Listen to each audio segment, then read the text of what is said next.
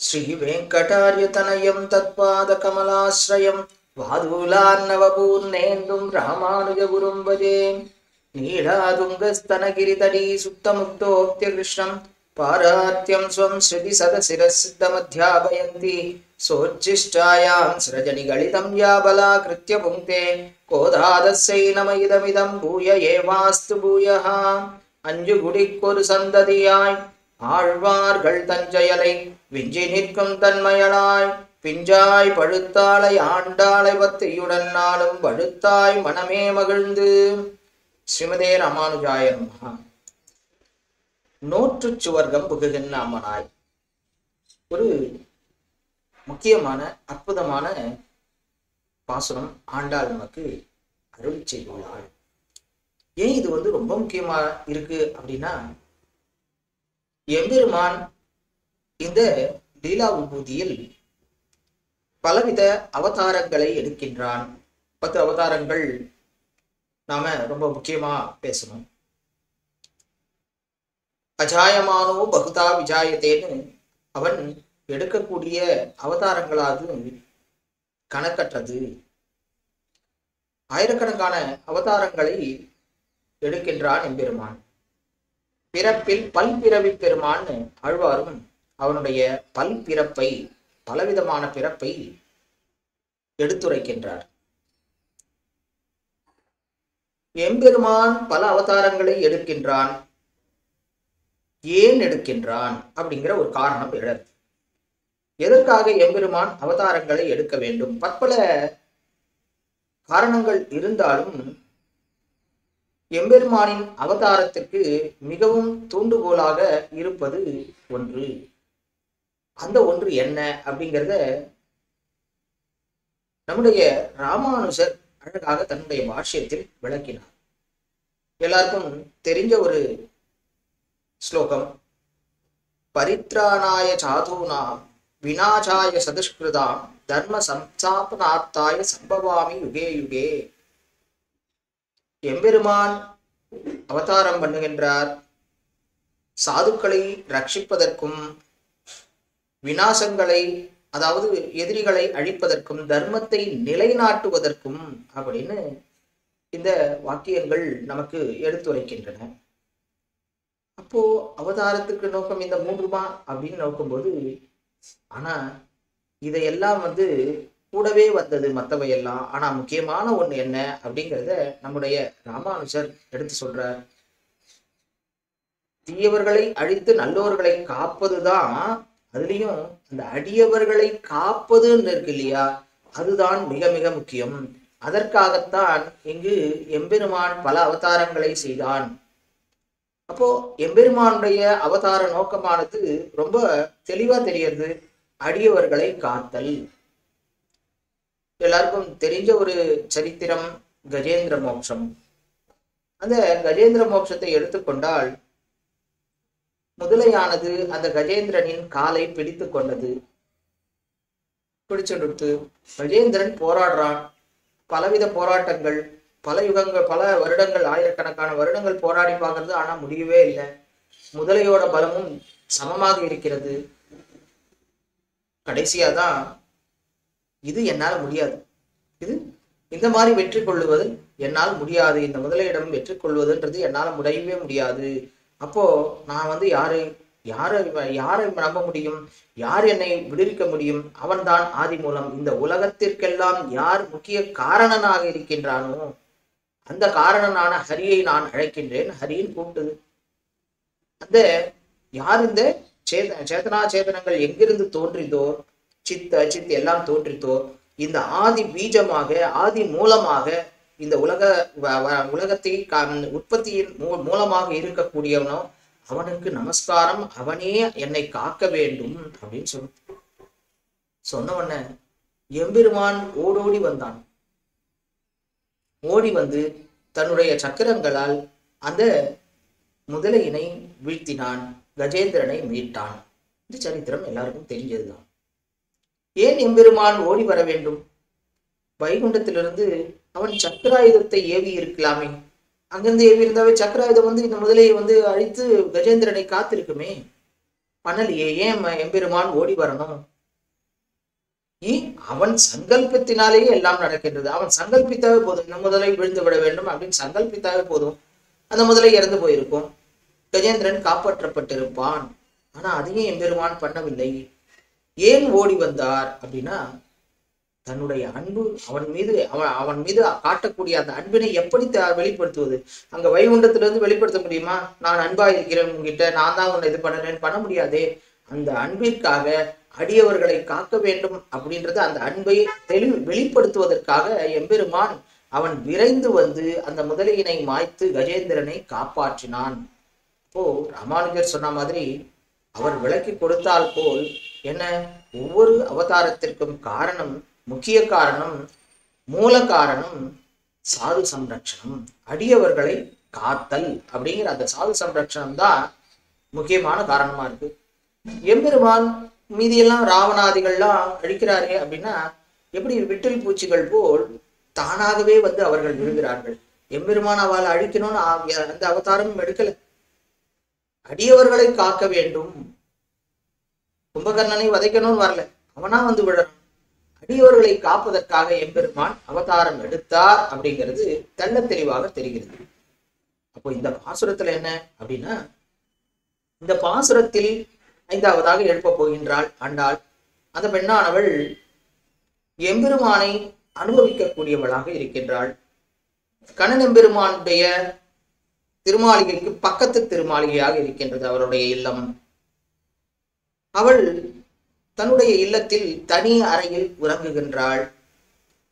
அந்த அறையிலிருந்தே கண்ணன் பெருமானுடைய திருமாளிகைக்கு எளிதாக சென்று வரும்படி ஒரு துவாரம் இருக்கின்றது. அந்த துவாரம் வழியாக கண்ணன் பெருமான் இங்கு வந்து அவளுடன் தங்குகின்றான், அவளை அனுபவிக்கின்றான். அப்படிப்பட்ட எம்பெருமானை அனுபவிக்கக்கூடிய மிகவும் பெருமை வாய்ந்த ஒரு தோழியாக இவள் இருக்கின்றாள். இந்த பரமாத்மாவே இவளை ஆள பிறந்திருக்கின்றான் அப்படின்னு சொல்ற அளவுக்கு இருக்கு. அப்படிப்பட்ட அந்த பெண்ணைத்தான் இப்போது ஆண்டாள் எழுப்ப விழைகின்றாள். அப்போதுதான் கூறுகின்றாள், நோற்று சுவர்க்கம் புகுகின்ற அம்மனாய். எல்லாரும் என்ன பண்ணுவோம்? ஒரு நோன்பு இருந்து என்னென்ன விரதமோ அந்த எல்லா விரதங்களையும் அனுஷ்டித்து அதன் மூலமாக நாம் பலன் பெறுவோம். நோன்பு இருக்கிறதுக்காக பலன். நோற்காமலே நோன்பு இருக்க முடியுமா அப்படின்னு ஒரு கேள்வி எல்லாரும் பேசுறதுதான். இந்த தோழியானவள் அப்படிதான் இருந்தாலாம். நோற்காமலே நோற்று கிடைக்க வேண்டிய பலனை அனுபவித்துக் கொண்டிருந்தாள். இந்த பாவை நோன்பு எதற்காக? இவர்கள் நோன்பிலிருந்து கண்ணன் பெருமானை அடைய வேண்டும், கைங்கரியத்தை அடைய வேண்டும். ஊர்காரெல்லாம் பிரிச்சு வச்சுட்டா. அவளே இப்போ மழை வரல, மழைக்காக என்ன சொல்றா? காத்தியாயினி விரதம் இரு, பாவை நோன்பு இருந்து என்ன பண்ணணும் நீ? அதுக்கு உதவியாக கண்ணன் பெருமான் வருவான்னு சொல்ல, ஆஹா எப்படி பிரித்து வைத்தவர்களே நம்மை சேர்த்து வைக்கின்றார்களே அப்படின்னு நினைச்சு பாவை நோன்புக்கு தயாராகி இப்போது சென்று கொண்டிருக்கிறார்கள். சென்று என்ன, இந்த பாவை நோன்பின் மூலமாக அவர்களுக்கு கிடைக்க வேண்டிய பலனானது என்னன்னா, கண்ணன் பெருமானுடைய கைங்கரியம், கண்ணன் பெருமானை கிடைக்கப் போகின்றான். இந்த தோழியானவள் ஏற்கனவே அந்த பலனை அடைந்து விட்டாள். பலனை அடைஞ்சாவிட்டு அந்த நோன்பு இருப்போமா? இருக்க மாட்டோமே. அதனால்தான் இவர் உறங்கிக் கொண்டிருக்கின்றாள் அப்படின்னு ஆண்டாள் இந்த பாசுரத்தினை தொடங்குகின்றாள். எப்படி கண்ணன் பெருமான் இவளுக்கு கிடைத்தார் அப்படின்றது பார்த்தா, இவள் சரணாகதி அனுஷ்டித்தாள். என்ன சரணாகதி பக்தி யோகத்தை விட சிறந்தது. ஆழ்வார்கள்லாம் என்ன பண்ணா? சரணாகதி அனுஷ்டிச்சா. இப்பவே நீ வேணும், எனக்கு இப்பவே நீ கிடைச்சே ஆகணும், என்னால இந்த பிறவில இருக்க முடியல. அரியேலே எண்ணம் பொச்சுகன் சுடரே செங்கன் கருமுகிலே எரியே பவளக்குன்னேன் ஆழ்தோழந்தாய் உணதருளே பெரியா அடிமை என்னை கொண்டாய் குழந்தை திருமாலே தரியேன் இனி உன் சரணம் தந்தென் ஜன்மம் கலையாயே. சரணம், நான் சரணாகதி அனுஷ்டிக்கிறேன், என் ஜன்மத்தை கலைந்து விடு அப்படின்னு ஆழ்வார் துடிக்கிறார். என்னான் செய்கேன் யாரே கலைகன் என்னையன் செய்கின்றாய் உன்னால் அல்லால் யார்? நான் வந்து உன்னை தவிர யாருக்கிட்டையும் கேட்கவே போறதில்லை, என் ஜென்மத்தை எப்படியாவது கலைஞ்சிட மாட்டியா அப்படின்னு ஆழ்வார்கள் எல்லா இடத்துலையும் பார்க்கும்போது சரணாகதி இப்பவே என்ன எடுத்துட்டு போ அப்படின்னு கேட்கிறான். ஆச்சாரியர்கள் அவ வந்து ஒரு படி மேல போயிடுறா. ஆச்சாரியர்கள் என்ன பண்றா? உண்மை பொருளை உணர்ந்தவர்கள். உண்மை என்ன? எஜமானன் எம்பெருமான், நான் யாரு? அவனுடைய சொத்து. அப்போ எஜமானன் என்ன பண்ணுவான்? எஜமானன் தான் சொத்தை பற்றி கவலைப்பட வேண்டும். அப்ப ஞானத்தால் சரணாகதி, உன்னோட சொத்து, நாங்கெல்லாம் உன்னோட சொத்து, என்னை ரட்சிப்பது உன்னுடைய கடமை அப்படின்னா. சரி, ஆச்சாரியர்கள் அறிந்தார்கள், உண்மையை அறிந்தார்கள், அதன் மூலம் சரணாகதி அனுபவித்தார்கள். ஆழ்வார்கள் அன்பினாலே இப்போதே என்னை எடுத்துக்கொள் என்று சரணாகதி அனுபவித்தார்கள். பிரபன்னர்கள் அஞ்ஞானத்துல மூழ்கி இருக்கும், என்னன்னே புரியாம சரணாகதி, அதுவும் எடுத்துக்கொள்ளப்படுகிறது. என்ன அர்த்தம்னே புரியாம சரணாகதி அனுஷ்டிப்பிக்கின்றோம். அப்படி நோற்று சுவர்க்கம் நோற்காமலே அந்த சுவர்க்கத்தினை எம்பெருமானை அடைந்தவர்கள்.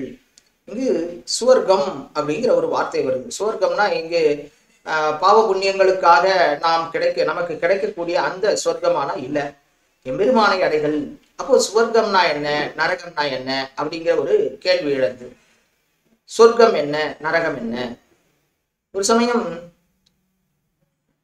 சீதா பிராட்டி ராமனை இந்த கேள்வி கேட்டாள். ராமன் காட்டுக்கு செல்ல வேண்டும், காட்டுக்கு புறப்பட்டு இருக்கார். அப்போ சீதா பிராட்டிய பாக்குறார், நான் கிளம்புறேன் அப்படிங்கிறார். சீதைக்கு ஆச்சரியமா இருக்கு, எப்படி நீங்க மட்டும் தனியா போக முடியும், நான் உங்க கூட தானே வந்தாகணும் அப்படின்னு கேட்கிறா. இல்லைன்னு நிறைய சமாதானங்களை சொல்லுகின்றார். கடைசியா சீதை, சரி நீங்க எதை சொன்னாலும் அதற்கு ஒரு சமாதானம் கூறுகின்றீர்கள், நான் ஒரு கேள்வி கேட்கிறேன், இந்த கேள்விக்கு நீங்க ஒரு சரியான விடை சொல்லிட்டீங்கன்னா நீங்க என்ன சொல்றீங்களோ அதை நான் கேட்டுக்கிறேன். நீங்க சரியான விடை, தவறான விடை சொல்லிவிட்டால் நான் சொல்றது தான், நான் உங்க கூட வருவேன், அதனால் அதுல நீங்க மறுபடியும் எந்தவித கேள்வியும் கேட்கக்கூடாது அப்படின்னு ராமனும் ஒத்துக்கொள்ளுகின்றார். இப்போ சீதா கேள்வி கேட்கணும், என்ன கேள்வி கேட்கலாம் அப்படின்னு பாக்குறார். சுவாமி, சொர்க்கம்னா என்ன, நரகம்னா என்ன அப்படின்னு கேட்கிறார். ராமன் முதல்ல பயந்துட்டு இருந்தான், ஏதாவது தெரியாம கேள்வியை கேட்டுற போறா அப்படின்னு. ஆனா இந்த கேள்வி வந்தோடனே ரொம்ப சந்தோஷமாயிடுச்சு ராமன் பெருமானுக்கு. ஆஹா, எளிமையான கேள்விதான். சொர்க்கம்னா என்ன, நரகம்னா என்ன? கர்மங்களால் ஈர்க்கப்பட்டு அதனுடைய பாபம் புண்ணியம் அதற்காக பலனை அனுபவிக்கக்கூடியதுதான் சொர்க்கமும் நரகமும். யாரெல்லாம் நிறைய புண்ணியம் பண்ணியிருக்காளோ அவர்கள் அந்த பண்ண புண்ணியத்தின் பலனை அனுபவிக்கக்கூடிய, நற்பலனை அனுபவிக்கக்கூடிய இடம் சுவர்க்கம். யாரெல்லாம் பாவங்கள் புரிந்திருக்கிறார்களோ அந்த தீய பலனை அனுபவிக்கக்கூடிய இடம் நரகம். அங்கு நரகத்தில் வலி இருக்கும், இங்கு ஆனந்தம் இருக்கும் அப்படின்னு அழகா சொல்றார் ராமனை பெருமான். இந்த பதிலை கேட்டதும் சீதை என்ன பண்றா, கலகலகலன்னு சிரிக்கிறா. ராமனுக்கு ஒண்ணும் புரியல. என்ன நான் தானே சொன்னோம், சாஸ்திரங்கள்லாம் கரெக்டா தான் சொல்லியிருக்கு, சொன்னதுதான் நம்ம சொன்னோம் அப்படின்னு பாக்குறார். சீதை பேசுறா, சுவாமி நீங்க சொன்னது தப்புதான். நீங்க என்ன கேட்டிருக்கணும், யாருக்கு சொர்க்கம் யாருக்கு நரகம்னு கேள்வியே மாத்தி கேட்டிருக்கணும். யாருக்குன்றத அந்த வார்த்தையை நீங்க கேட்டிருக்கணும். கேட்காமையே நீங்க என்ன சொல்லிட்டீங்க, சொர்க்கம்னா என்ன நரகம்னா என்னன்னு நீங்க அழகா வர்ணிச்சுட்டீங்க. ஆனா அது தவறானது. சொர்க்கமும் நரகமும் யாருக்கு அப்படிங்கிறது மிக மிக முக்கிய பங்காற்றுறது அப்படின்னு சொல்லிட்டு சொல்றா. யஸ்த்வயா சகச ஸ்வர்கோ நரகோ யஸ்த்வயா வினா. அப்படின்னா என்ன, எம்பெருமானே நான் உங்களுடைய பத்தினி. ஒரு பத்தினிக்கு என்ன அழகு, உங்களோட சேர்ந்து இருக்கிறது தான் சொர்க்கம். உங்களை பிரிந்துட்டா என்ன ஆகும், அது நரகம் ஆகிவிடும்.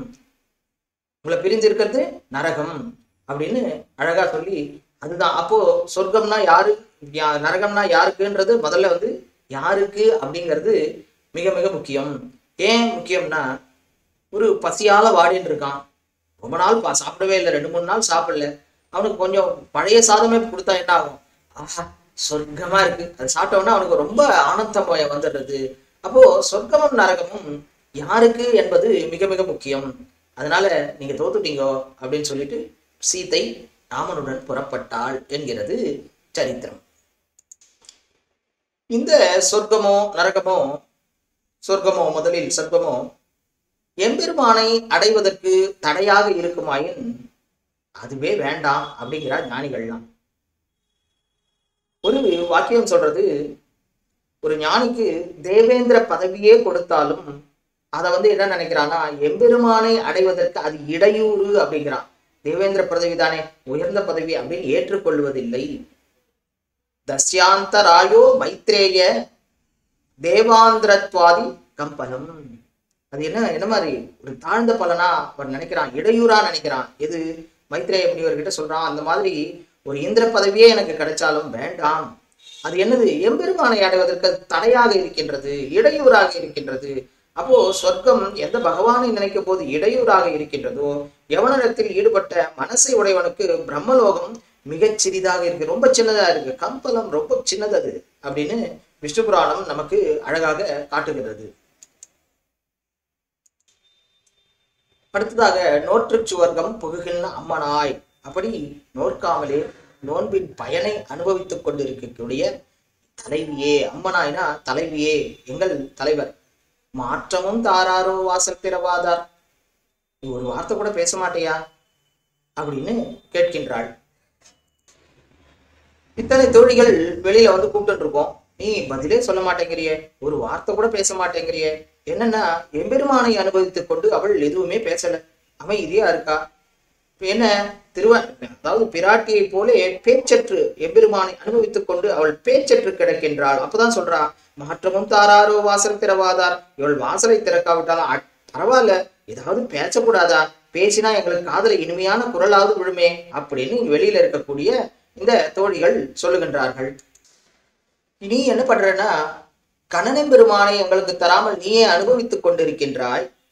சரி, வாசலையும் மூடிட்ட, வாயையும் மூடியிருக்கணுமா, உன்னுடைய மதுர மொழிகளாவது எங்கள் காதில் விழலாமே, எங்கள் கண்ணனை பட்டினி போட்டா போல செவியையும் பட்டினி போடணுமா அப்படின்னு இந்த தோழிகள்லாம் கேட்கின்றார்கள்.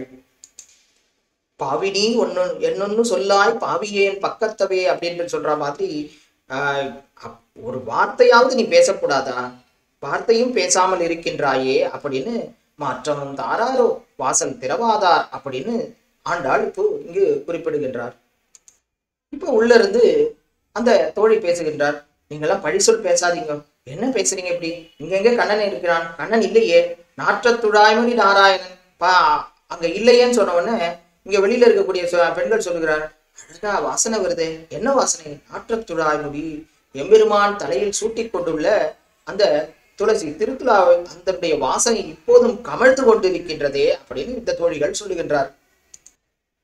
கண்ணன் பெருமான் ஒருவனே இந்த துளசியினை தன்னுடைய தலையில் அணிபவன், வேற யாரும் அணிய மாட்டா, மீது பேர்லாம் காதலியோ கையிலையோ இந்த மாதிரி மாலைகள்ல தான் இருக்கும். ஆனா எம்பெருமான் ஒருவன் மட்டுமே தலையில் துளசியை தரித்துக் கொண்டிருப்பவன். தாளினை மேலும் நன் மார்பின் மேலும் சுடர்புடி மேலும் தாளினை மேலும் புனைந்த தன்னந்துழாயம்மான் அப்படின்னு ஆழ்வார்களும் அழகாக இதனை வர்ணிக்கிறார்கள். அப்படி இருக்க எப்ப அங்கிருந்து வாசனை வருதுன்னா என்ன அர்த்தம், உள்ள கண்ணன் எம்பெருமான் இருக்கின்றான், அவன் உன்னுடன் தான் இருக்கின்றான் அப்படின்னு சொல்றான். உடனே உள்ள இருக்கக்கூடிய தோழி சொல்றா, இல்ல நீங்க சொல்ற அடையாளம் சரியில்லை, எதுக்கு நான் இங்க இப்ப இல்ல, ஏதோ ஒரு நாள் வந்திருப்போம், ஒரு கால் அப்போ இருக்கும்போது வந்ததுனால அந்த வாசனை தான் இன்னும் வந்துட்டு இருக்கு, முன்பொரு நாள் ஏதோ ஒரு நாள் வந்தான், அவன் வந்து இங்க இருந்தான், அப்போ அந்த வாசனை இருந்தது, அந்த வாசனை தான் இன்னும் வந்துட்டு இருக்கு, அதை வச்சுன்னு நீங்க என்ன நினைக்கிறீங்க, கண்ணன் பெருமான் என் கூட தான் என் அறையில் இருக்கின்றான் அப்படின்னு நினைக்கிறீங்கோ அப்படின்னு இந்த தோழி சொல்லுகின்றாள். அது மட்டும் இல்ல, நீங்கெல்லாம் எத்தனை பேர் இருக்கீங்கோ, 1,00,000 பேருக்கு இருக்கீங்கோ, எல்லாரும் எங்க இருக்கீங்கோ, வாசல்லையே இருக்கீங்கோ. அப்படி இருக்கும்போது கண்ணன் எப்படி உங்களை தாண்டி என்னுடைய அறைக்கு வர முடியும், நீங்க காவல் இருக்கா மாதிரி இத்தனை பெண்கள் சுத்தி இருக்கீங்களே, அப்ப எப்படி உள்ள வருவான் அப்படின்னு அவள் கேள்வி எழுப்புகின்றாள். அந்த தோழிகள் சொன்னார்கள், அது எப்படி, அவன் எங்களை தாண்டி வரணும்னே இல்லையே, அவன் யார், சர்வ வியாபி, எங்க வேணாலும் அவன் இருப்பானே, அவன் இங்க தாண்டி தான் வரணும்ன்ற அவசியமே இல்லையே அப்படின்றது. உகவாதாரையுள்ள சகல நகரங்களை, இங்கே இருக்கக்கூடிய எல்லா நகரங்களையும் அவனே இருப்பிடமாக கொண்டிருக்கின்றான். அப்படிப்பட்டவன் என்ன பண்ணான், எளிமையாவும் அங்க வந்து விடுவானே, இங்க தாண்டி வரணும்ன்ற அவசியமே இல்லையே அப்படின்னு இந்த தோழிகள் சொல்லுகின்றார்கள். மேலும் இந்த உறங்கிக் கொண்டிருக்கக்கூடிய தோழியானவள் எம்பெருமானுடைய ஒரு பாத்திரத்திற்கு அவ மேல பிரியம் கொண்டிருக்கின்றான், உகந்தவள், உகவாதவரையே என்ன பண்றார் எம்பெருமான், அவன் இருப்பிடமாக தெரிஞ்சோ தெரியாமலோ பிடிச்சாலும் பிடிக்கலனாலும் அந்தரியாமியாக இருக்கக்கூடிய எம்பெருமானானவன் அனைவரின் உள்ளேயும் உரைகின்றான். அப்படி இருக்கும்போது இவளோ பிடித்த தோழி என்ன பண்ணுவான், எம்பெருமான் நிச்சயம் வந்திருப்பான், அவன் வராம கூட இருந்துருவானா அப்படின்னு வெளியில இருக்கக்கூடிய பெண்கள் கேட்கின்றார்கள். நாற்றத்துழாய் ஒளி நாராயணன் என்ன பண்ணா, ஆசைப்பட்டவர்களும் அணைக்கக்கூடியவன். நீயோ ரொம்ப ரொம்ப பிடிக்கும், உன்னை பிடிக்க அப்படிப்பட்ட உங்ககிட்ட வராம இருப்பாரா? கண்டிப்பா அங்கதான் இருக்கார் அப்படின்றத இந்த பெண்கள் கூறுகிறார்கள். இங்கே சொல்லக்கூடிய நாராயண சப்தம் ரொம்ப ரொம்ப முக்கியமான ஒரு இது. முதல் பாசுரத்திலையும் நாராயணன் சொன்னாள். அடுத்த 3வது பாசுரம் வைகுண்டத்தில் இருக்க, முதல் பாசுரத்தில் சொன்ன நாராயணன் வைகுண்டத்தில் இருக்கக்கூடியவன். அடுத்ததாக அந்தர்யாமியாக இருக்கக்கூடிய ஒரு பொருளில் சொன்னார்.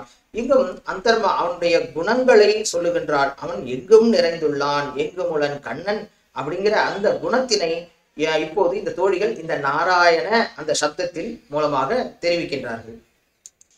இந்த நாராயணன் எப்படி இருக்கான்?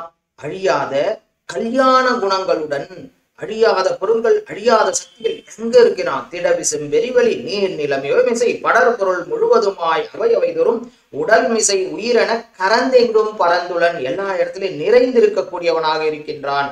அது மட்டும் இல்ல, எப்பெல்லாம் நாராயண சப்தம் சொல்றாலோ அந்த நாராயணனுடைய குணங்களை ஏறிட்டு கொண்டு சொல்லுவது மிக மிக முக்கியம். ஆழ்வார்கள் எந்த இடத்துல சொன்னாலும் நாராயண அப்படின்னு சொல்றானா அதுல இருக்கக்கூடிய அந்த குணத்தினை ஏத்தி தான் சொல்லுவா. வெறும் நாராயணன் சப்தத்தை வந்து பயன்படுத்த மாட்டா. பாத்தீங்களா? என்பெரு கண்ணல தொன்பொருள் ஈரில வன்புகழ் நாராயணனுடைய அங்க பொருள், அவனுடைய சப்தத்துக்கு அவன் குணங்களை ஏறிட்டுகிறார்கள். நாரணன் முழுவேள் உலகுக்கும் நாதன், முழுவேள் உலகுக்கும் நாதன் தான் நாரணன். நான் உன்னை அன்றி இல்லேன் நாராயணனே நீ அப்படின்னு என்ன என்று இல்லை. அது இல்லாம நாராயண காலனன் மேனீனன் நாராயணன், எல்லா இடத்துலயும் நாராயண சப்தம் வர்றதுன்னா அதன் அவனுடைய குணங்களை ஏறிட்டு சொல்லுவார்கள். அந்த மாதிரிதான் இங்கேயும் ஆண்டாள் என்ன பண்றா?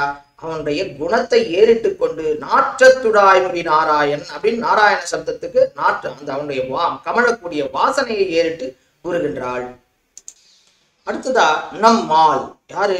அவன் மால், திருமால். எப்படிப்பட்டவன்? நம்முடைய மால் என்னன்னா வெறித்தனமாக அன்புடன் நடப்போன். அடியார்களிடத்தில் அன்பு அந்த அளவுக்கு வெறித்தனமான அன்புடன் நடக்கின்றான். பாலனாய் ஏழுலகுண்டு வரிவின்னி ஆளிலை அன்னவசம் செய்யும் அண்ணலார் தாளினை மேலனி தன்னந்துழா என்னே மாலுமால். அப்படிப்பட்ட அந்த மால் எப்படி இருக்கின்றான்? போற்றப்பறை தரும் புண்ணியனால். எப்படி போற்றப்பறை தரும்? என்ன அந்த திருமால் எப்படிப்பட்டவன்னா, நாம போற்ற நாம் பறை தருவான், நமக்கு பலனை தருவான், கைங்கரியத்தை தருவான். போற்றாவிட்டாலும் கைங்கரியத்தை தரக்கூடியவன். அதனால்தான் அவன் திருமால், நம்மால் அப்படிங்கிறது சொல்லி. அது இல்லாம கடைசியா முடிக்கும் போது பாருங்க, புண்ணிய நாள். யார் அது புண்ணிய நாள்? புண்ணிய நாள்னா அவன் எப்படிப்பட்டவன்னா, ராமோ விக்கிரகவா தர்மஹா, தர்மமே வடிவெடுத்தவன். தர்மம்னா என்னன்னா ராமன், ராமன் தர்மம். அப்படிப்பட்டவன் தான் புண்ணியன். அப்போ புண்ணியன்னா யாரு? தர்ம பரிபாலனம் பண்ணுபவன், தர்மப்படி நடப்பவன். இன்னொரு வாக்கியங்களும் சொல்லுகின்றது, பாவனகா சர்வலோகானாம் துவமேவ ரகுநந்தனகா. எப்படிப்பட்டவன்னா எம்பெருமானாக இருக்கக்கூடியவன் ரகுசிரேஷ்டன், புண்ணியன். ஏன் புண்ணியன்னா எல்லா உலகையும் பரிசுத்தப்படுத்துபவன். அப்போ உலகையே தூய்மையாக்கக்கூடியவன் புண்ணியன். அதே மாதிரி தர்மமே உருவெடுத்தவன், ராமோ விக்கிரகவான் தர்மஹா, அவனே தர்மமாக உருவெடுத்திருக்கக்கூடியவன், அவன் புண்ணியவன். அது மட்டுமில்ல, புண்ணியா நாமவி புண்ணியாசௌ, புண்ணிய வஸ்துக்களை காட்டிலும் மிகச்சிறந்த புண்ணியனாக இருக்கக்கூடிய அந்த புண்ணியன் போற்ற பல்லாண்டு அப்படின்ற ஆழ்வார் என்ன சொன்னார்? எம்பெருமானை பல்லாண்டு பாடினார். ஆண்டாளுடைய குமாரத்தி அவ என்ன பண்ணுவோம்? போற்றப்பறை தரும். அப்போ பல்லாண்டு பாடினார். பன்னாண்டு பாடுவதால் நமக்கு எம்பெருமான் பறை தருகிறான்னு சொல்லுவதில் ஒரு ஆச்சரியமே இல்லை. ஏன்னா அப்பாவும் அப்படிதான் பண்ணார், பொண்ணும் அப்படிதான் பண்றா. நம்மால் போற்றப்பறை தரும் புண்ணியனால் பண்டொரு நாள் கூற்றத்தின் வாய் வீழ்ந்த கும்பகர்ணன். இது ஏன் இங்க புண்ணிய நாள் சொன்னானா, எதிரிகளிடமும் அன்புடையவன் எம்பெருமானானவன். அதனால்தான் அவதார நோக்கத்தை எம்பெருமானார் சொல்லும் போது அவன் எதிரிகளை அழிப்பதற்காக பிறக்கவில்லை. ஏன்னா எதிரிகள் கிட்டும் அன்பு இருக்கு. எப்போ ராவணாதிகள்லாம் வந்தனோ கடைசியா அவன்கிட்ட எந்த ஆயுதமே இல்லை, நிராயுத பாணியா நிக்கிறான் ராவணன். இனிமையா வென்று இருக்கலாம். என்ன சொன்னார் எம்பெருமான்? ராமன் எம்பெருமான் இன்று போய் நாளை வா அப்படின்னார். எதற்காக சொன்னார் அப்படின்னு பார்க்கும்போது, அந்த க்ஷணத்திலேயாவது அவன் நாம் தோற்று விடுவோம் போல் இருக்கே, அப்படியாவது சரணாகதிக்கு விட மாட்டோமா அப்படின்னு அவன் நினைச்சிடுவான்.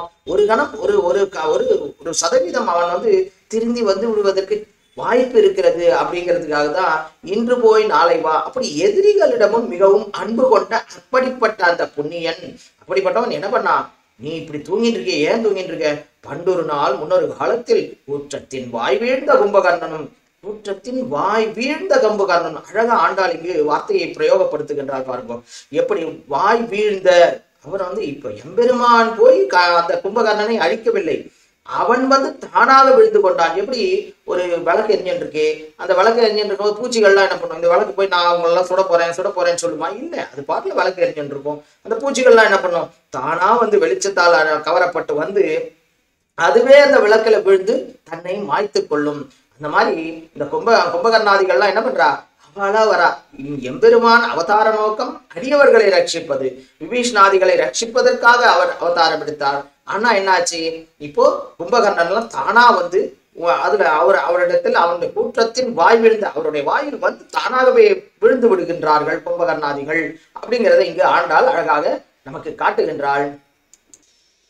அழகா புண்ணியனால் வீழ்த்தப்பட்ட, புண்ணியனால் வீழ்ந்த அப்படின்லாம் சொல்ல, என்ன சொல்றா, என்ன அழகா சொல்றா, கூற்றத்தின் வாய் விழுந்த அவனா விழறான், வீழ்த்தப்பட்டவன் இல்லை. கும்பகர்ணன் என்ன சொல்லியிருக்கணும், ராமனால் வீழ்த்தப்பட்ட கும்பகர்ணன் அப்படின்னு சொல்லல.